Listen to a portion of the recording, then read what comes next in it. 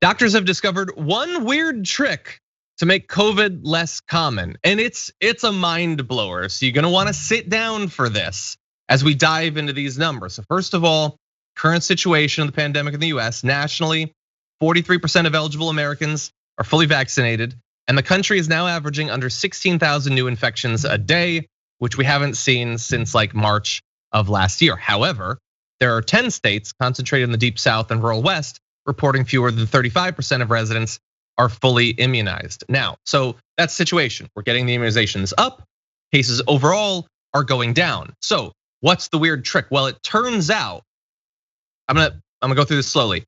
States with higher vaccination rates now have markedly fewer coronavirus cases. Isn't that amazing? They got vaccinated and now there's less cases. And places where they didn't get as many vaccinations are not seeing as big of a drop. Do I need to repeat that? Because it's a wild one. The vaccine is stopping people from getting sick. Now, obviously that should be common sense, but the Washington Post has done a statistical analysis, not just at the state level, but breaking down areas within states because there could be a wide divergence between different areas of states in how many people have gotten vaccinations.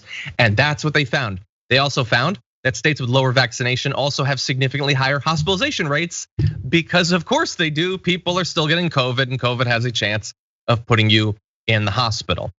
Now, because the difference between states isn't 100%, like they're saying, it might be 43% on average, 35% or a little bit less in some of these deep South states. No state is still like 100% open to coronavirus as it was a year ago.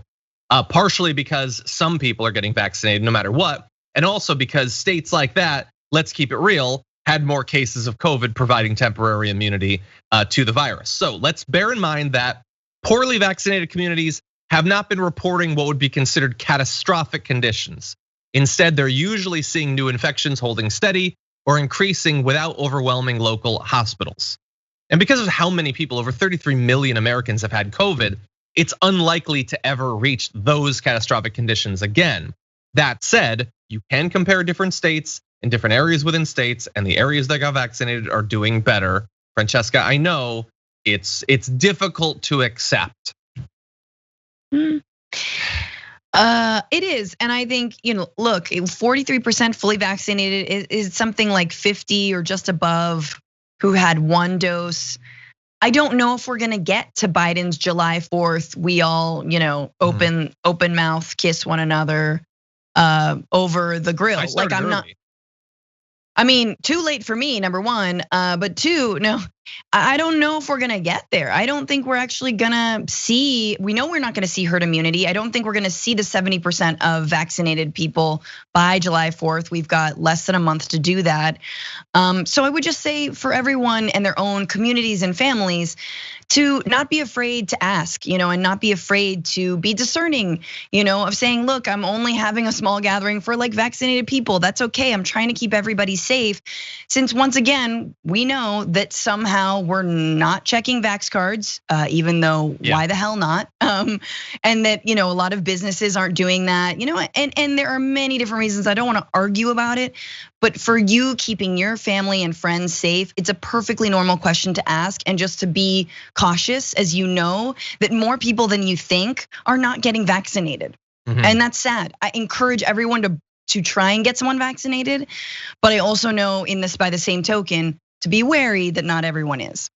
Exactly, yeah, and just one added little extra thing to throw out there is that variants continue to pop up and spread, and this so-called Delta variant, it's really bad, way more transmissible than original recipe COVID was last year.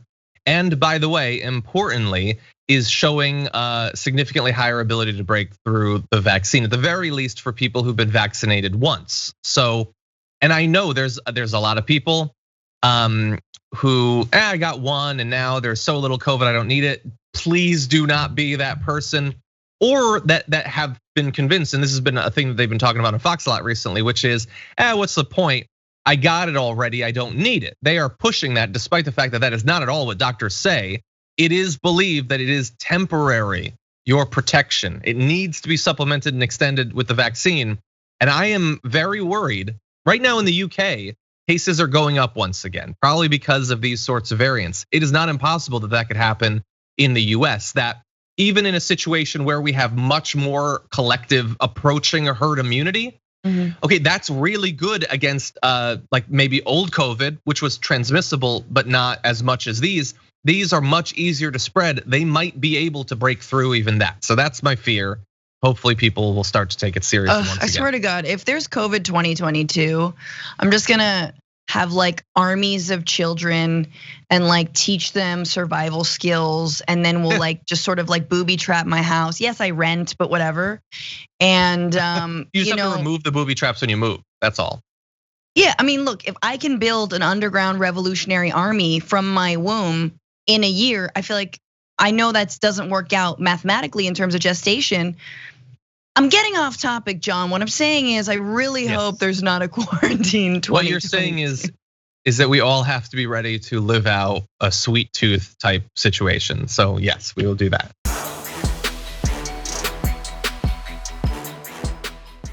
Check out the Damage Report podcast each day, wherever you get your podcasts, whether Pocket Casts or Stitcher or iTunes.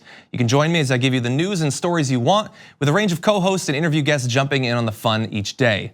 Again, that's the Damage Report, wherever you get your podcasts. And if you get them at iTunes, don't forget to rate and review. Sometimes I'll read them live on the show.